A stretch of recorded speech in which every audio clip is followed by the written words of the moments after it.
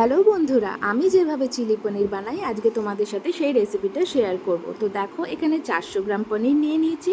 আর পনিরটাকে cornflour, Kashmiri লঙ্কার গুঁড়ো আর black pepper গুঁড়ো আর স্বাদ মতো লবণ দিয়ে ম্যারিনেট করে রেখে দিয়েছি। আর এদিকে একটা বাটিতে আমি cornflour, soya sauce, chilli sauce, tomato sauce আর ভিনিগার আর পরিমাণ মতো জল দিয়ে এটাকে ভালো করে গুলে সাইড করে রেখে দিয়েছি। আর এখানে দেখো ডুমো ডুমো করে কাটা ক্যাপসিকাম, পেঁয়াজ আর আদা, রসুন আর লঙ্কা নিয়ে নিয়েছি। লঙ্কাটা তোমরা যে যেরকম খেতে ভালোবাসো ঝাল সেরকমই নেবে। আর এখানে একটুখানি ব্ল্যাক পেপার গুঁড়ো করে রেখে দিয়েছি। ব্ল্যাক পেপারটা যে কোনো রান্নায় দিলে বেশ ভালোই লাগে, একটু ঝাল ঝাল ভালো লাগে। তো চলো, এখানে দেখো কড়াই বসিয়ে দিয়েছি আর তেলও দিয়ে দিয়েছি। অবশ্যই সাদা তেল ইউজ করবে। তো তেল আমার গরম হয়ে গেছে। তো তেল গরম হওয়ার পরে এবার আমি একে একে পনিরগুলো দিয়ে দেব। খেয়াল রাখতে হবে যাতে কড়াইতে পনিরগুলো লেগে না যায়। তো সব পনিরগুলো দেখো আমি দিয়ে দিয়েছি। তারপরে এপিট ওপিট দুপিটি ভালো করে ভেজে নিতে হবে যাতে লাল লাল ভাবটা আসে। তো এখানে দেখো আমার পনিরগুলো ভাজা হয়ে গেছে, আর দেখতেই পাচ্ছ কালারটা কতটা সুন্দর লাগছে আর অনেকটা সফটও হয়েছে। তো এটাকে আমি সাইড করে রাখি।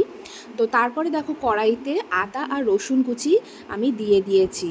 তো তারপরে একে একে ক্যাপসিকাম, পেঁয়াজ আর দিয়ে দিতে হবে। আর খেয়াল রাখতে হবে যেন রসুন আর আদা কুচিটা পুড়ে না যায়। তো তারপরে দেখো এগুলো দেওয়ার পরে হালকা একটু নুন ছড়িয়ে দেবে, তাতে কি হবে ক্যাপসিকাম আর পেঁয়াজগুলো বেশ একটু সফট ভাবটা আসবে।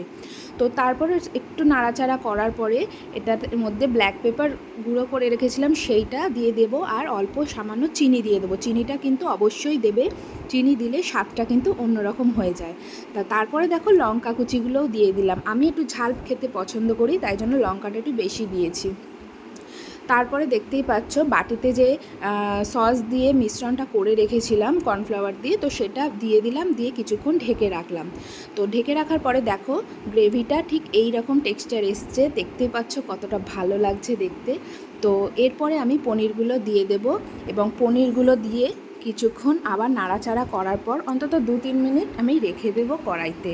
তো তারপরে দেখো আমার চিলি পনির তৈরি হয়ে গেছে আর কতটা সুন্দর দেখতে হয়েছে। তোমরাও এইভাবে একবার বাড়িতে বানিয়ে অবশ্যই ট্রাই করতে পারো, আশা করি তোমাদের ভালো লাগবে।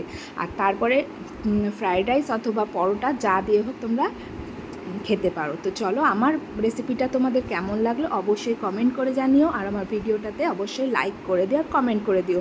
দেখা হচ্ছে পরের ভিডিও।